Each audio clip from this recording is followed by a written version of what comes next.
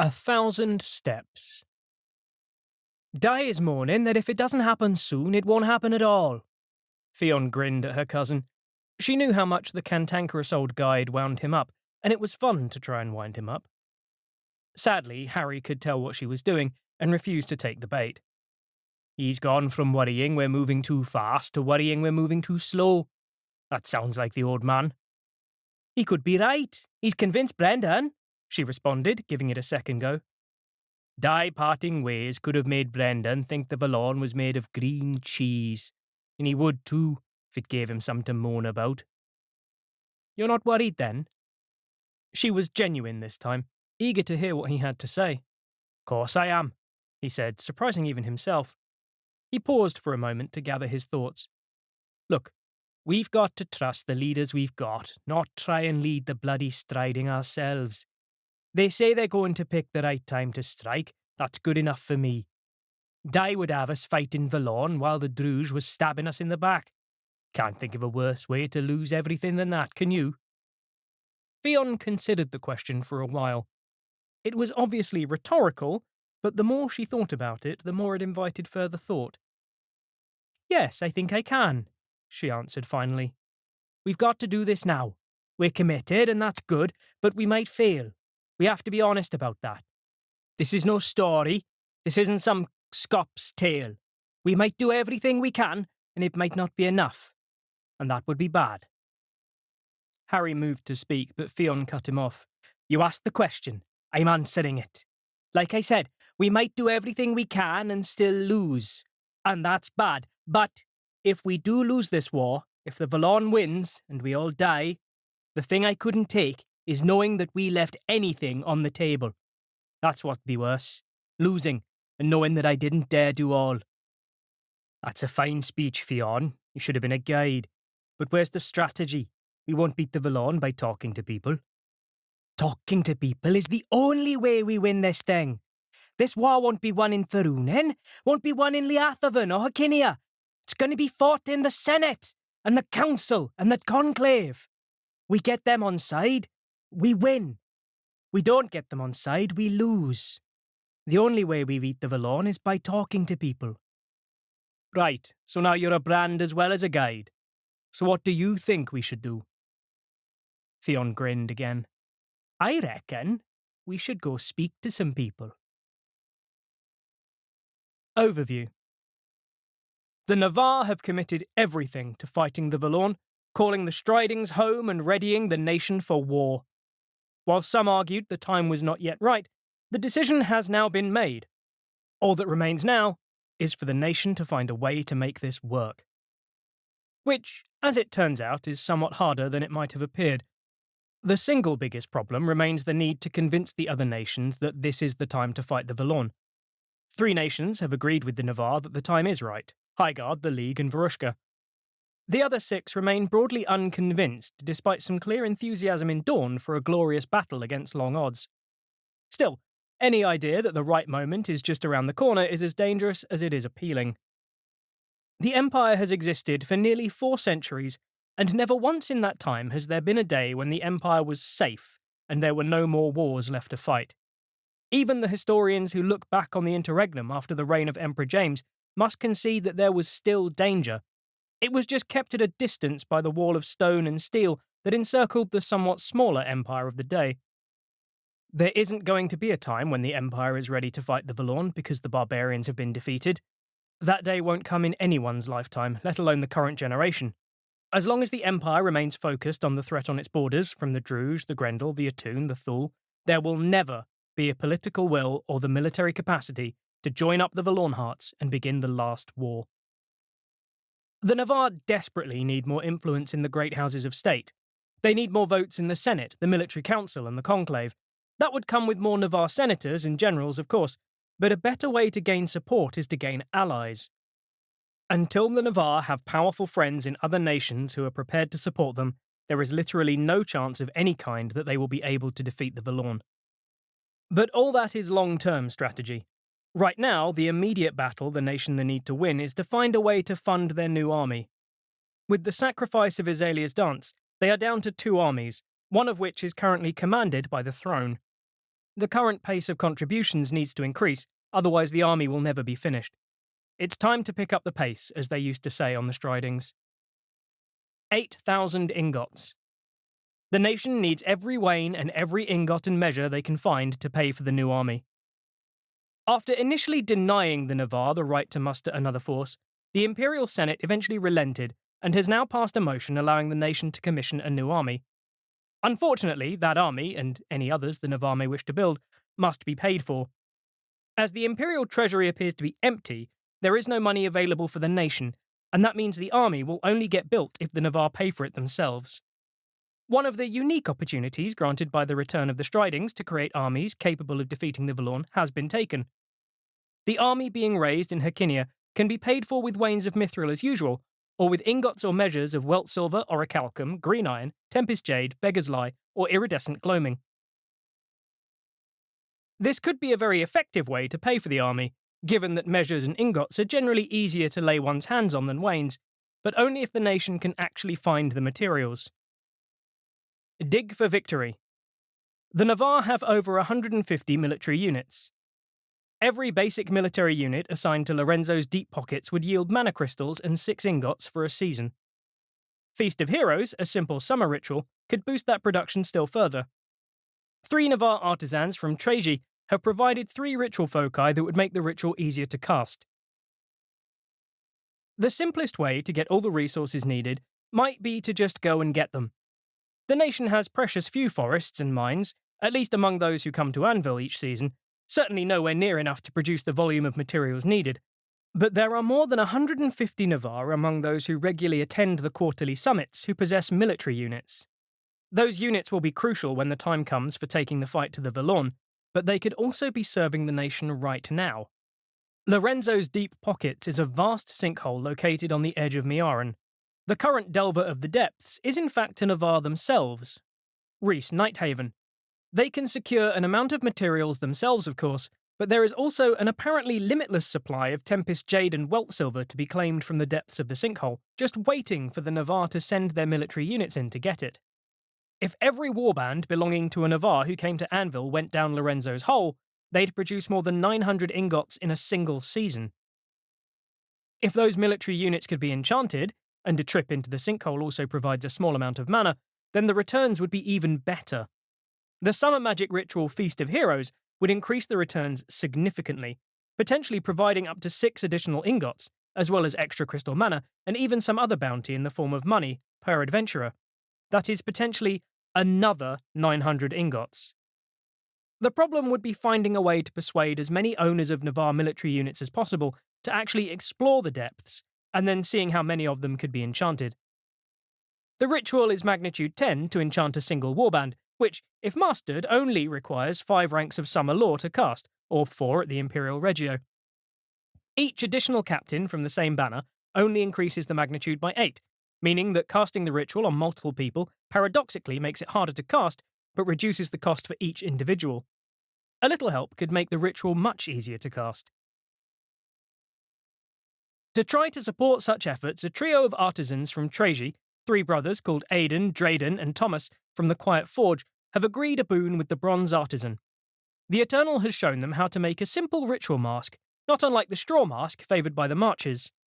This Hero's Helm provides 1 additional effective rank when casting Feast of Heroes and Golden Voyage. It is a small benefit, but it might be just enough to allow a skilled summer mage to perform the ritual by themselves, or better yet, a coven could use the masks to help perform the ritual on multiple targets, making it cheaper and quicker to perform. The brothers have created 3 of the masks and provided them to the Navarre Egregore and asked that they be delivered to the Vates at Anvil. If the benefit they provide proves useful, the brothers plan to make more masks next season. Shared Sacrifice. Wintermark and the Imperial Orcs could sacrifice their own benefits to reduce the cost of the army by several hundred ingots. Nations other than the Navarre with the capacity to build a runeforge could use a mandate to commit those artisans to support the army. Any nation that does this will sacrifice their capacity to build a runeforge for a year and reduce the cost of the army by 10 wains. There are 2 nations that the Navarre have already identified that could help considerably with the efforts to raise the new Navarre army. The Wintermark artisans at the Runegrot and the Ethengraw smiths at the Black Forge could both have sacrificed their own position to help the Navarre. The civil service has confirmed that either National Assembly could still enact the appropriate mandate. It may be that neither of these nations is prepared to support the fight against the Valorn. The Wintermark Assembly has upheld statements that suggest they believe the war against the Valorn is ill-timed and a low priority for an empire already struggling. This is a pity because the aid of either group would be a huge asset to the Navarre. These mandates can only be enacted at this summit. If they are not upheld, then the opportunity will be lost. The virtuous build up their fellows. We send named priest with 10 Lao to encourage the Ethengraw to put the Black Forge to work, raising a new Navarre army to fight the Valorn. Let us prepare for war together. Synod Mandate, Imperial Orc Assembly. If this mandate is enacted, then Imperial Orc armies will not be able to take the Forge Hammer's order until the army is complete. Instead of providing vital support for the Imperial Orc armies, the Ethengraw will use their forges to help the Navarre raise the army in Herkinia. This will help them use their materials more effectively, substituting 1 wain of mithril for each 36 resources provided. 3 tiers entwined. We send named priest with 10 Lao to encourage the artisans of Runegrot to put their skills to work raising a new Navarre army to fight the Valorn. Let us fight together as one. Synod Mandate, Wintermark Assembly. If this mandate is enacted, then the Keeper of the Runegrot will not be able to forge new artisan items until the new army is complete. The artisans who work there will focus all their efforts on producing good quality weapons for the new army. Like the Black Forge, this would enable the Navarre to use their materials more effectively, substituting 1 wain of mithril for each 36 resources provided. If both mandates are enacted, the Navarre could substitute resources for mithril at a rate of up to 33 resources for each wain. Another option might be to appeal to those nations who also have artisans who could help. Varushka, the Marches, and Dawn all have enough artisans to support the creation of a new runeforge in their nation. These skilled craftsfolk could devote their time to helping raise the new Herkinian army instead, if the Navarre can persuade them to do so. Accessing this support would need a mandate to be passed by the National Assembly of Dawn, Varushka, or the Marches. The virtuous build up their fellows. We send named priest with 25 doses of Lao to urge artisans to support the Navarre's war against the Valorn. Loyalty is not displayed by words or deeds alone, but by the unity of both. Synod Mandate, Dawn, Marcher, and Varushkan National Assembly. If a nation enacts this mandate, then artisans of that nation will go to work creating weapons and armour for the new army. Each nation that enacts this mandate will provide the equivalent of 10 wains of mithril toward the cost of raising the new army. The problem is that it will commit their artisans to working in support of the Navarre for the best part of a year. Even if the work of mustering the army is finished before then, those artisans will need time to clear the backlog of their own work. As a result, any nation that enacts this mandate will not be able to begin work on a runeforge in that nation for the next 4 seasons. Of course, the Navarre have many artisans of their own, but they are already committed to helping construct the new army, so they cannot be of further assistance in this way. Any other nation that currently has the ability to create a runeforge could enact the mandate, but only by giving up their ability to build a new runeforge for a year. Simple exchange. The Navarre could sell herbs to citizens of other nations to raise funds for the army. If the other nations won't buy herbs, they can sell marrowwort to the City of Lead and Gold. For every 60 marrowwort placed in an Ephesus box with the rune Bravash, the city will provide 1 wain toward the new army. The deal is only available at the Summer Solstice 387 YE. The Navarre produce significantly more herbs than any other nation in the Empire. In fact, the nation produces more herbs than Highguard, the Imperial Orcs, the League, the Marches, Urizen, and Varushka combined. The nation can't pay for their army with herbs, but there are people in these nations who would buy herbs if they were offered them at the right price. There could be potential markets for the nation's herbs and potions in every nation outside the Navarre. Ingots or measures can all be used to fund the army. Wains of mithril are better still, but cold hard cash is almost as valuable. Enough money and you can buy anything in the Empire, particularly if the rumours of a crash in the price of mithril are correct. Of course, it's no good selling goods to each other, The Navarre need to sell whatever they can to citizens from the other 9 nations. That is the only way they can bring in the additional funds they need. The brokers can lead the way with this, but they will need help from everyone who can offer it. There are 50 brokers attending the next summit, and nearly 4,000 potential customers. The only way they're going to be able to hawk those herbs around everyone who might buy them is if they get some help. One of the problems with this approach is that many people believe that herbs should be provided for free to heal those who are injured. While some might argue that this approach has a lot to recommend this in normal times, the nation is faced with a blunt truth. The Navarre are acknowledged masters of herbcraft in the Empire, but if they continue to give those herbs away to people who need them, then the nation may never have the funds they need to pay for their army, or any more important projects. The Urizeni were able to pay for their army from the Autumn Realm with 300 mithril in a single season. Perhaps if herbs sold as well as mana crystals do, the Navarre might now be in a similar position. If the Navarre can't convince the other nations to pay for their herbs, then there is another option. The inhabitants of the Autumn Realm are voracious merchants. They will buy anything at the right price, and they are known to pay a good price for herbs. Theon, a Vate from Parting Ways in Miaran, has recently made several profitable deals with a rather excitable herald called Crown from the City of Golden Lead. This weird little creature claims to have been involved in the deal for the Urizen army and, flushed with success, has arranged a deal with the Navarre. Crown is apparently prepared to buy Marrowwort from the Navarre in return for materials to support their new army. The costs are high, but if an Imperial citizen sends an Ephesus box containing just Marrowwort and anything with the Bravash rune on it, then the empty box will be available for collection from the Hall of Worlds at the usual time, and the brokers of the city will instead provide 1 wain of mithril directly to the new army. Crown is very clear that the city is prepared to fund the entire army if they receive enough herbs. The nation would just need to find, 12,000 Marrowwort. Obviously, even the Navarre probably don't have that much Marrowwort lying around, but if the deal is a good one, then any amount of Marrowwort in bundles of 60 will help.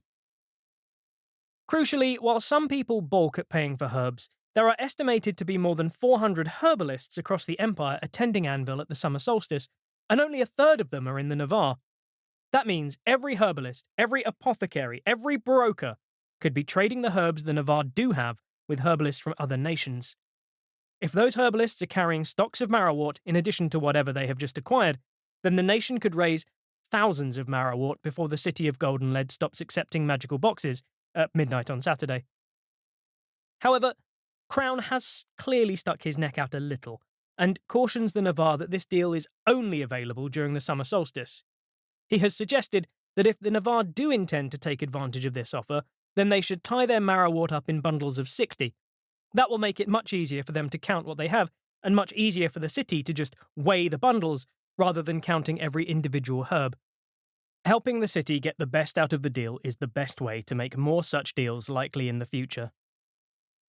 A little beneficiary. Katrin, a Navarre broker from Bekeliand, extols the virtue of just asking every citizen at Anvil to help. Katrin, a broker from Bekeliand, is of the view that all these ideas of trade are really missing the mark.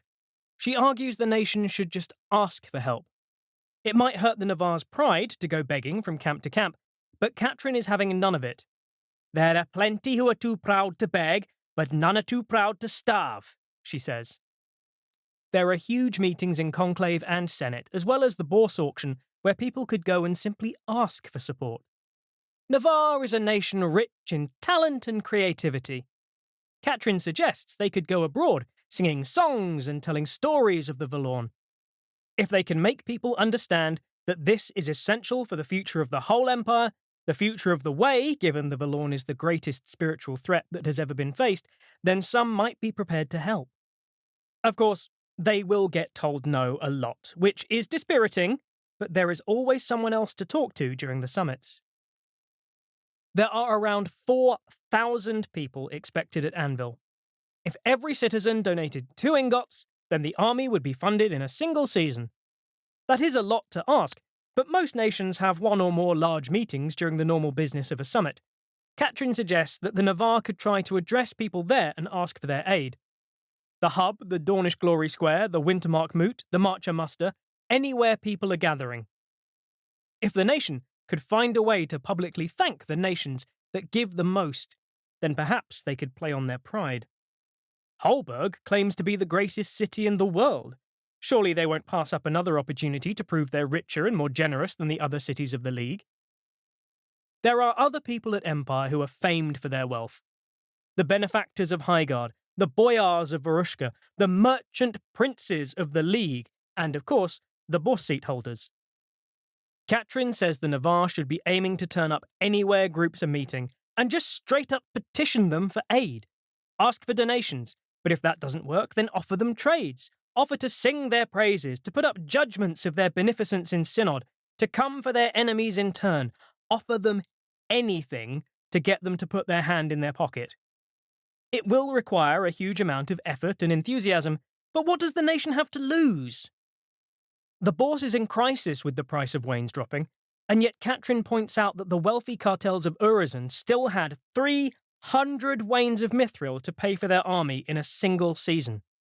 To Katrin's way of thinking, people who have 300 wains of mithril don't only have 300 wains of mithril. Likewise, the wealthy Vales of Varushka were able to fund their own army just as quick. Katrin is urging her fellow Navarre to find these people and find a way to persuade them to support the nation's cause. And then, when the current army is built, to do it again until all the armies Navarre will need to fight the Valorn are mustered. One of the richest groups regularly in attendance at Anvil is the Council of Benefactors in Highguard. They have 10 wains each season that they could use to support any civilian commission. Currently, it's focused on the construction of the Grand Inspiration of the Way, but Katrin is sure the Valorn will have destroyed the Navarre nation long before that colossal commission is finished. Those wains could be a big help, if they can be used. The big problem with this approach is that one thing the Council can't do is support raising an army. The donations they direct are limited in what they can be used to support, because the benefactors aim to boost investment in infrastructure. So they can't support this project directly, but they could support a different civilian project, and the wains that were due to be spent on that project could in turn be diverted to the army. After all, where there is a will, there is the way. Or perhaps the alternative might be to see if the Council of Benefactors would be prepared to support the City of Dreams. It won't help the war directly, but it might provide the kind of boost to morale the nation dearly needs right now. A Great Dance for Seren. Conjunction. Building work on the Great Temple in Seren seems to have disturbed some restless ghosts. The hauntings are slowing the pace of construction, but local exorcists believe that helping the ghosts celebrate an ancient festival will allow them to move into the labyrinth. There is a combat-unlikely/contained conjunction to the Seren Temple building site at 22:45 on the Friday of the summer solstice for a currently undetermined number of people. The eternal flame of Miaran, Tanwan, is responsible for this conjunction. On the subject of the City of Dreams, a few months ago, labourers working on the site of the Great Endeavour in Seren started reporting strange occurrences after dark. Tools gone missing, the idea of a song just on the edge of hearing, occasional movement spotted among nearby Taruniel ruins, but nobody to be seen whenever someone was sent to check. At first, most assumed that there was nothing more to these rumours than a bit of fun just to keep the work interesting and the novices busy. But Marged Tumbled Jade, a scholar specialising in ancient Taruniel civilization, happened to be visiting the area from the Great Library of Hikinian and volunteered to camp within the foundations of the temple for a night to investigate the goings-on for herself. As the sun set on the building site, a great cacophony erupted. The beat of a monstrous heart of 50 drums in unison echoed around the growing city. Out of the corners of their eyes, passers-by claimed to see licks of flame like from a great pyre, but one that disappeared as soon as they turned their heads for a proper look. And through the gaps in the partially built walls, wavering figures could be made out, twisting and rocking to an otherworldly reel. The first shift of workers to arrive on site the next morning found it in chaos. Strange substances stained white granite shipments, tools and equipment lay across the area in disarray, and the workers themselves fled the area in a racket. Some never returned to Seren. Others now go by different names, take different jobs, live different lives. At least one left Navarre itself. Margid emerged in silence. 2 days later, never addressing exactly what she witnessed that night, she began to speak. She suggests that the ghosts originate from the Tarunial city predating Seren's current form, and suspects that they are acting out some form of ancient celebration or festival. After consulting with local exorcists, she has reached the conclusion that if people were to help the ghosts celebrate their tradition one final time, drawing on the idea of the Great Dance as well as the ghosts' own festivities, they will likely be able to find their ways into the labyrinth. The civil service has identified a conjunction to the Seren Temple building site, Sereniel, Miaran, Navarre, at 10:45 on the Friday of the summer solstice for an undetermined number of people. As an individual with responsibility over a nearby Tarunial artifact, they have made Tanwen, the eternal flame of Miaran, responsible for the conjunction. Margid has suggested that the group should include musicians and dancers, as the ghosts seem drawn to dance and anyone losing themselves in music. There is another peculiarity of the site. Whenever blood is spilled in the area, all obvious ghostly activity ceases. Even bringing a weapon into the area seems to cause problems for the ghosts. After Margid accidentally cut herself while peeling an apple, a few days later a great rumbling shakes the earth under the temple, causing portions of the in-progress structure to collapse. In addition, given Margid's own experience, it seems the person who bought the weapon or drew the blood suffers some terrible misfortunate event, though the specific nature of what might be is hard to say. Margid offers a possible reasoning behind this, that the site was once used for an extremely large blood magic ritual which has left its own consequences on the site. She recommends all weapons be left at Anvil. For further reading, please see the pages on The First Shot, the 386 YE Autumn Wind of Fortune detailing the opportunities for the Navarre to muster Valorn fighting armies, and Venture and Voyage.